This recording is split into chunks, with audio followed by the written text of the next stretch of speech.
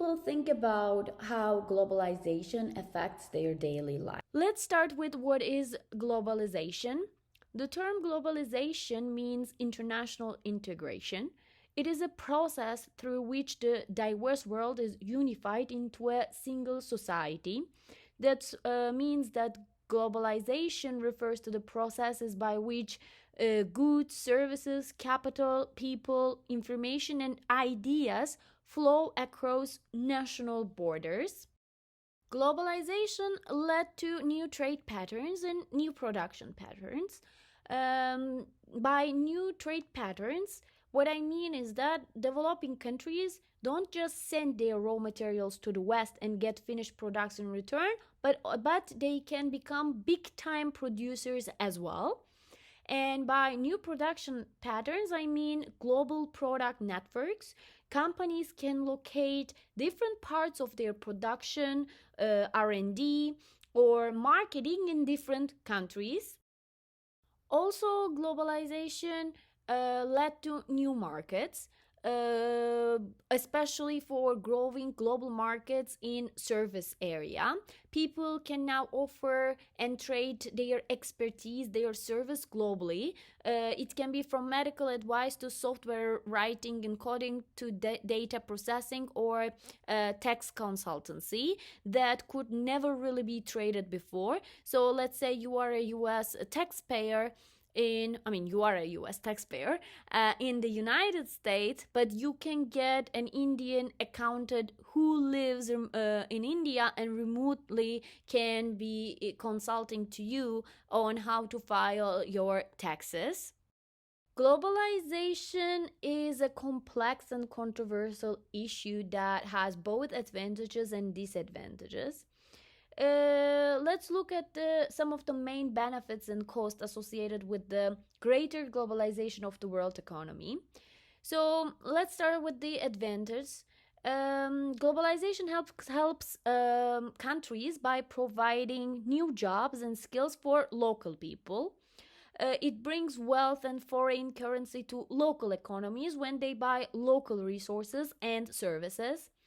It allows for the sharing of ideas, experiences, lifestyles of people and cultures. So we learn about other people, how they live, and we learn about the cultures of other people all around the world. Globalization increases awareness of events in faraway parts of the world. So we know when people are in need, we know when catastrophes are happening in other parts of the world, or natural disasters or natural climate change things, storms, wars, earthquakes, anything that is going on in faraway parts of the world. And it creates economies of scale, which will be discussed in my following slides, which is one of the main advantages of globalization on the economic growth. Globalization operates mostly in the interest of richest countries, which continue to dominate the world trade at the expense of developing countries. So this is one of the risks. This is one of the downside of globalization on especially for developing countries. Also, there are no guarantees that the wealth from inward investment will benefit the local community. So the rich can get more richer with the global expansion. Also, of course, abroad, foreign investments or like expanding and penetrating other parts of the world may pollute the environment, run risk with safety, and it may impose poor working conditions and low wages on local workers. So we are not sure that the emerging countries, developing countries, or poor countries are having the same laws that protects the employees or workers. So they might be working for unfair wages for West. We see those examples, especially in the fashion industry. You may remember the collapse in Bangladesh when workers are working, especially like 10 hours a day for like $1 or $2. And they are the ones that Zara, Mango, or fast fashion companies are using in Vietnam, in Bangladesh, and in other parts of the world. So this is one of the downsides of globalization, when companies expand their production to other parts of the world but really don't care about the worker safety and well-being. And also, globalization is viewed by many, especially many critiques, as a threat to world's cultural diversity, because it exposes the dominant culture to other parts of the world. Like we see a lot of Western clothing again in other parts of the world, because or like American culture exposed to other parts of the world, because America is a powerful country. It may easily expose its culture to other parts.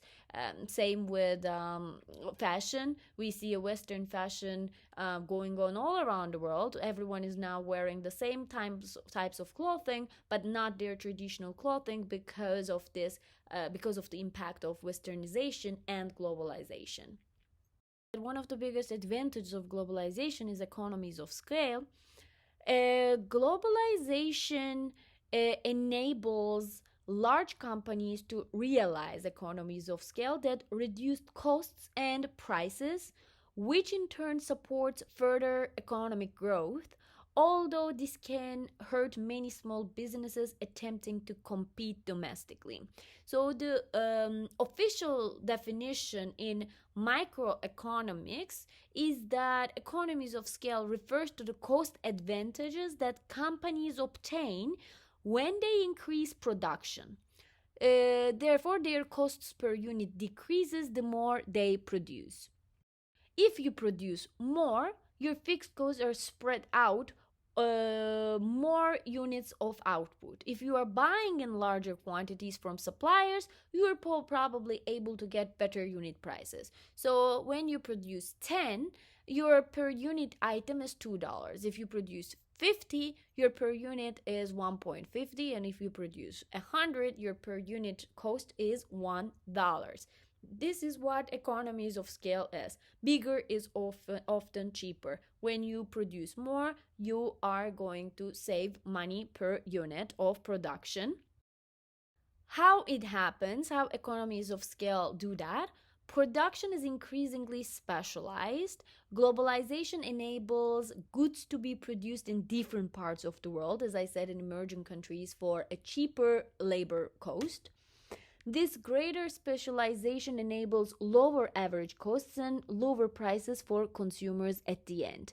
So, when your average cost per item is actually high, that means the number of items you are producing is low. When your number of items you are producing increases, your average cost per item decreases. So the more you make of something, the less it costs.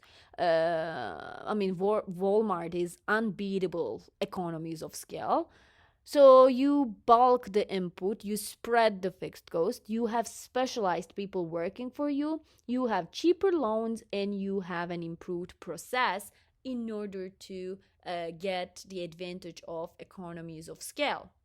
Global retailing is the concept of selling products, your goods, your services across the geographical boundaries of a country to the consumers available in the different parts of the world.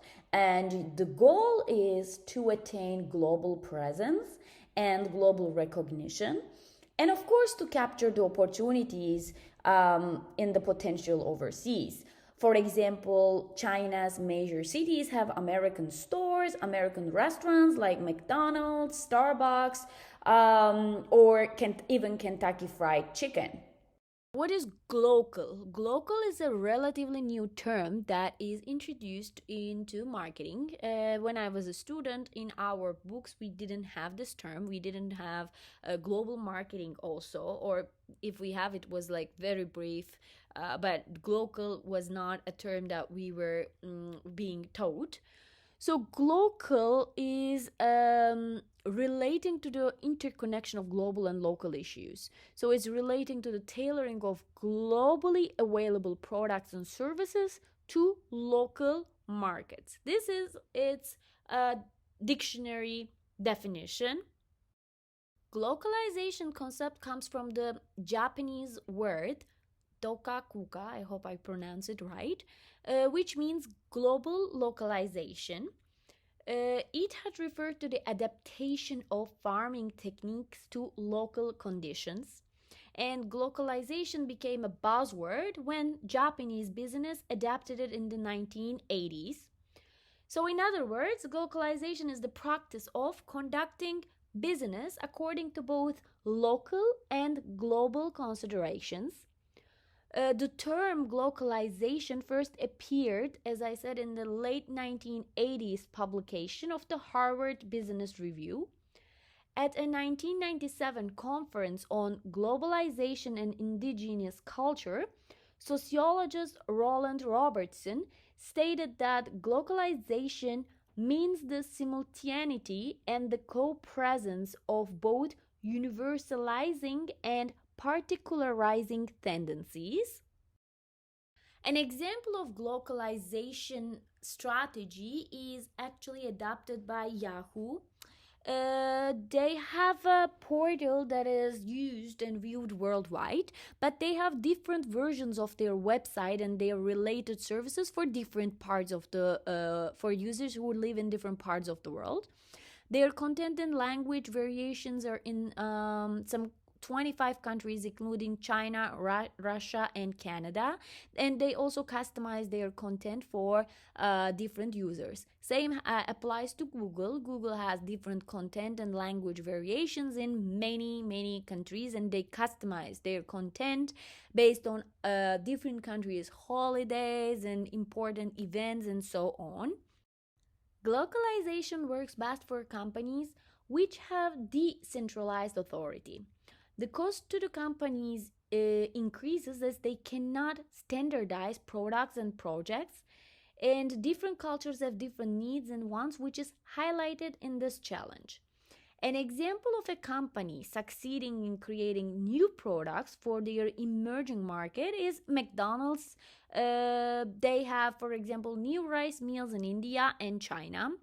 Also, they have veggie burgers in India. They have McAloo Tikki in India. They have McCurry Pan or crispy Chinese in China. This shows that McDonald's has done research on and understands their new markets requirements for a successful takeaway food. This kind of adaptation, however, can be very costly and time consuming for companies. That's one of the downsides of global strategy. In order to have a successful global strategy, companies should listen more to local consumers. They have to understand local needs and act on it. This kind of business model is called globalization. You use the benefits of globalization, which is expanding to new markets, but adapt to local market tastes. Basically, this is what, as a strategy, McDonald's employed. Global strategy refers to the idea of think global and act local. And as it is shown in the table above, it represents a middle way between the global and the local strategies. Because when you do local marketing strategy, you are thinking locally and acting locally. When you do global, you are thinking globally. You have a standard marketing campaign that you apply to all around the world, so you are acting globally. But when you have a global strategy, you are thinking globally and acting locally. The term global management, in a sense of think globally, act locally, is used in the business strategies of companies for the first time, especially by Japanese companies that are expanding overseas. However, now it is more commonly used. Coca-Cola company, for example, is using global strategy. As you see, their cans have their brand name written in different languages.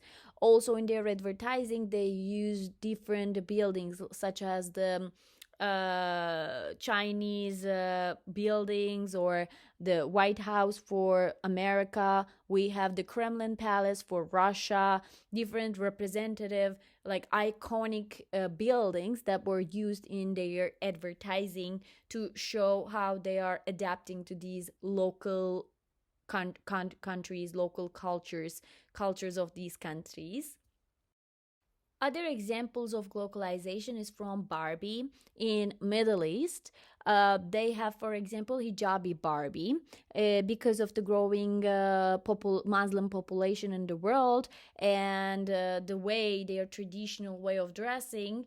They adapted Barbie, as we know, into Middle East's culture. So the Barbie is wearing hijabi or the Barbie is wearing abaya for Middle East countries, for the girls who are gonna play with Barbies, so they can see their traditional clothing on a Barbie toy or Barbie doll.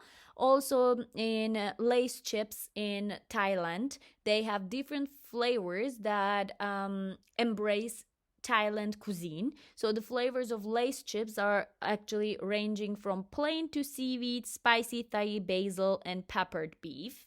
Another example is from Starbucks in Kuwait. So Starbucks, when they expanded to Middle East, to Kuwait, they not only changed their name to Arabic, as you see, but also they adopted the architecture of Middle East. So even the building that they have their store is Kuwaiti architecture. Starbucks name adaptation also happened in Moscow, Russia. So they have changed their name and they wrote it in Russian alphabet. It's still Starbucks, but with the Russian alphabet for Russian consumers. However, some adaptations comes with challenges. An example of a global business, even though adapted to a local market that has faced challenges, is again Starbucks. They face challenges due to localization of their products. And they ended up by closing a Starbucks in the Forbidden City of China in 2007. Starbucks' attempt to localize into the culture of China by accommodating their menu to local elements such as serving green tea frappuccinos and enlarging their stores was prevalent in most areas of China. But when Starbucks spread and opened a new store in the Forbidden City, a problem surrounding cultural identity arose. Factors surrounding Western influences related to Starbucks were seen as a threat by a web based campaign, which was at the end successful in initiating the closing of the Starbucks in the Forbidden City. Forbidden City is a big kind of palace complex in the Dongcheng district of Beijing in China. So they actually forced Starbucks to close their store in Forbidden City because they saw it as a threat and they saw that this Western influence is actually gonna affect negatively their cultural identity in this district. Although globalization comes with some challenges, it in general brings advantages to the companies.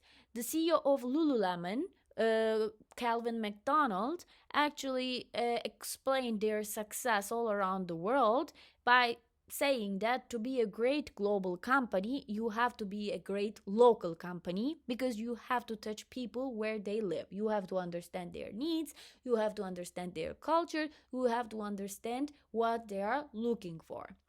I want to give you some examples of how consumer preferences, consumer needs, and consumers' culture can change the way companies are selling their products and can change the way of your marketing activities. For example, French Louis Vuitton bags are sold from stands and kiosks in shopping centers in Hong Kong and lately in Romania because these markets actually accept this as a valid method of distribution no matter the product is. It doesn't matter if it's a luxury good or it's a normal shopping product. But if you sell a Louis Vuitton in a kiosk or in a stand in countries such as United States or Europe, it could damage the brand's luxury status. However, in Hong Kong and Romania, that's acceptable. People like to buy even Louis Vuitton from stands and kiosks in shopping malls. So, what does it mean going global for marketing?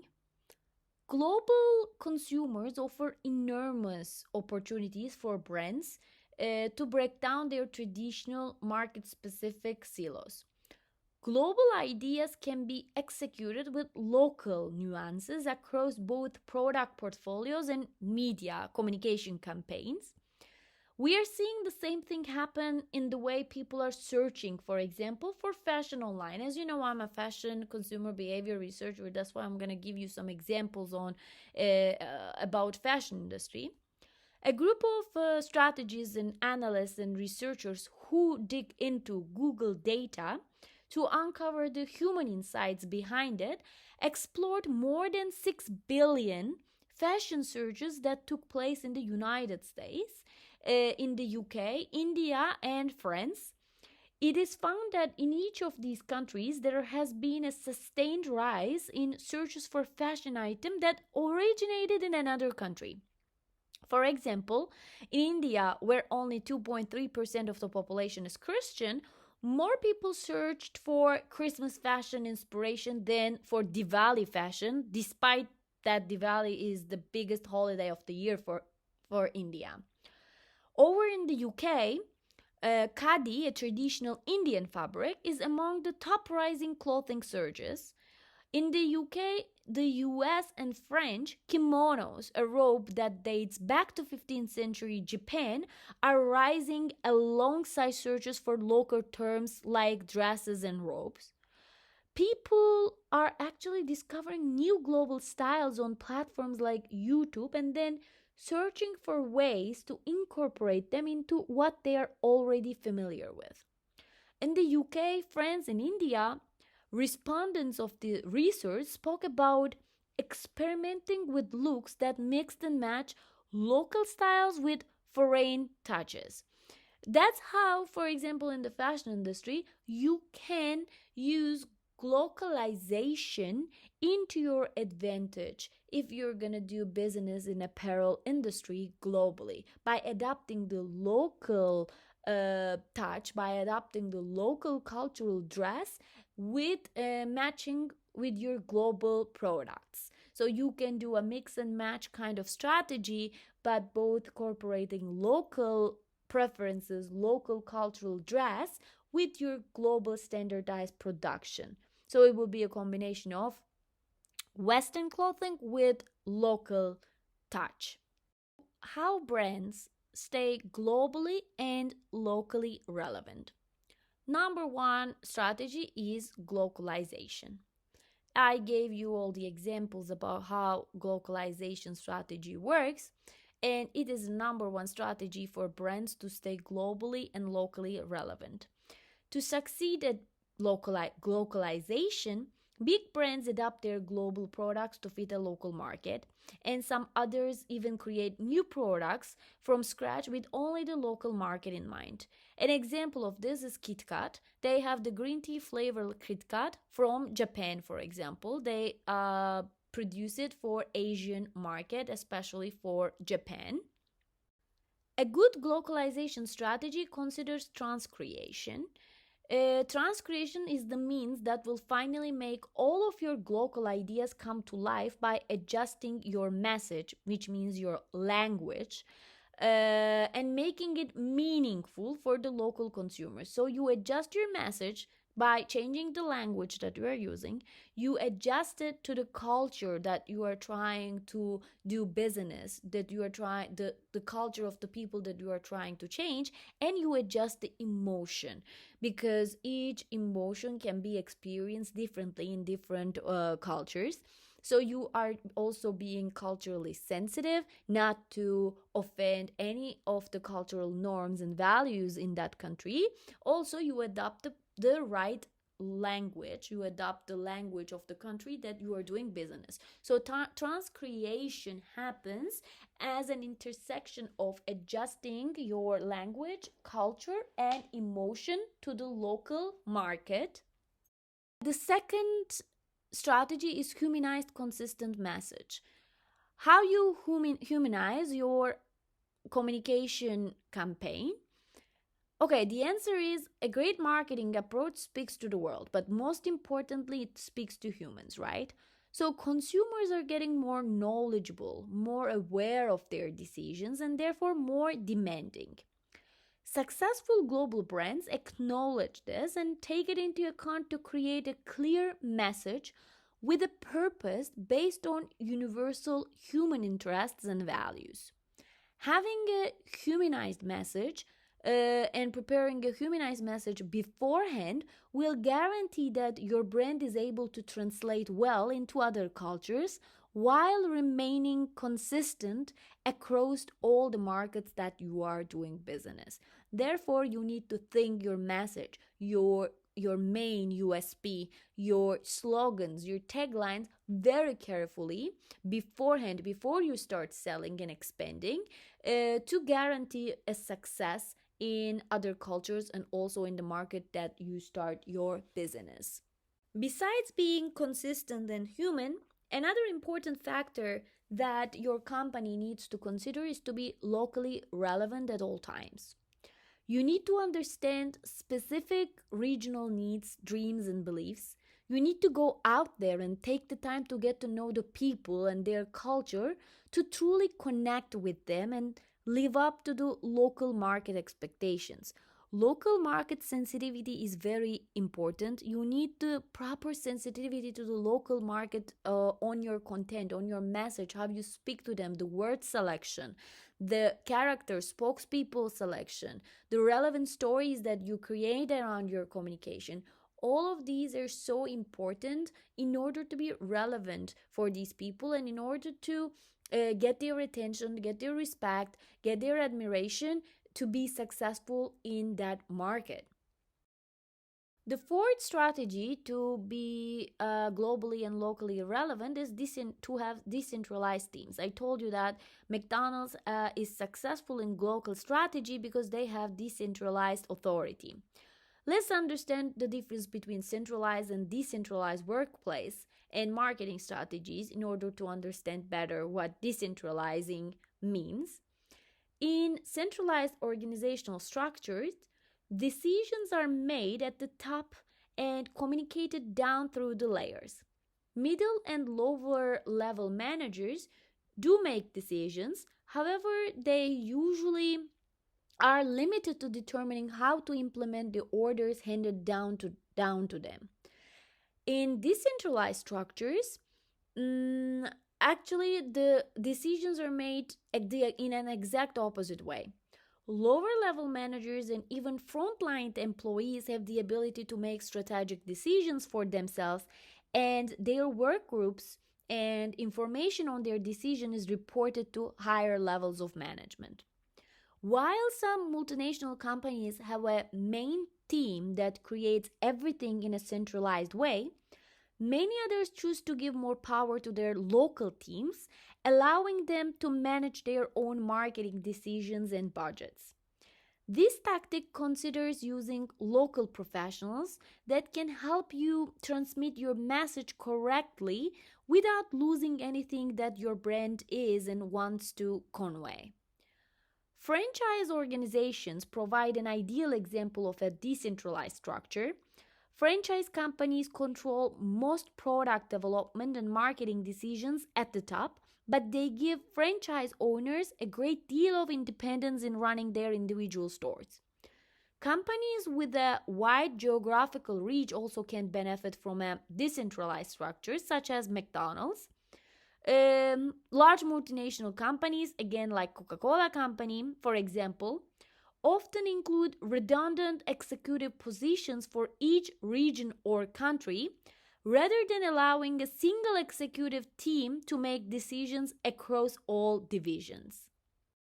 We know all about localization and how it is necessary to work with translators and professionals who specialize in this, but there is another approach that some companies are adopting that digs a little deeper. It is called sublocal.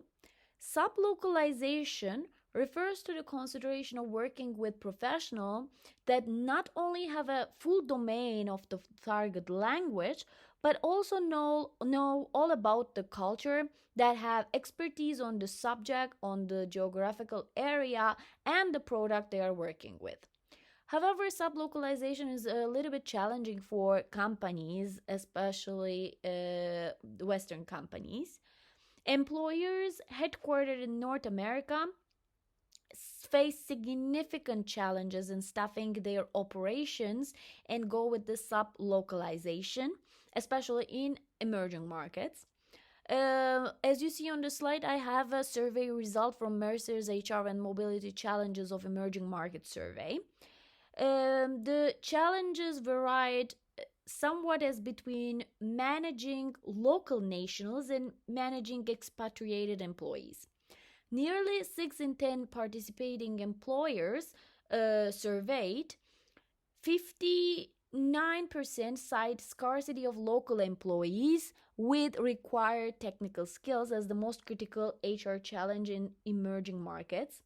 The next most important challenges are dealing with complex labor laws, 53% mentioned that, and establishing appropriate salary structures.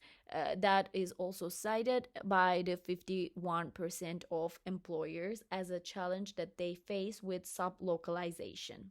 However, in order for brands to stay globally and locally relevant, sub-localization is another strategy that many corporate companies are adopting nowadays. A firm can choose from many approaches when it decides to enter a new market, which may vary according to the level of risk the firm is willing to take.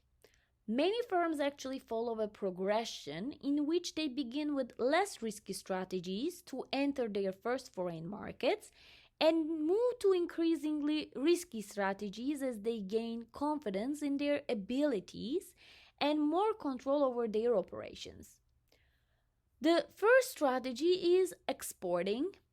Exporting means producing goods in one country and selling them in another. This entry strategy requires the least financial risk, but also allows for only a limited return to the exporting company.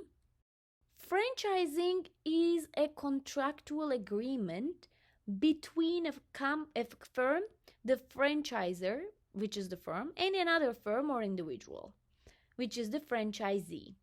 A franchising contract allows the franchisee to operate a business. It can be a retail product or service company or a B2B provider. So the franchising contract allows this franchisee using the name and business format developed and supported by the franchisor. Many of the best known retailers in the United States are also successful global franchisors, including McDonald's, Pizza Hut, Starbucks, Domino's Pizza, KFC, and Holiday Inn, all of which have found that global franchising entails lower risks and requires less investment than does opening units owned wholly by the company. However, when it engages in franchising, the firm has limited control over the market operations in the foreign country, and its potential profit is reduced because it must be split with the franchisee. The third global entry strategy is strategic alliance. Strategic alliances refer to collaborative relationships between independent firms.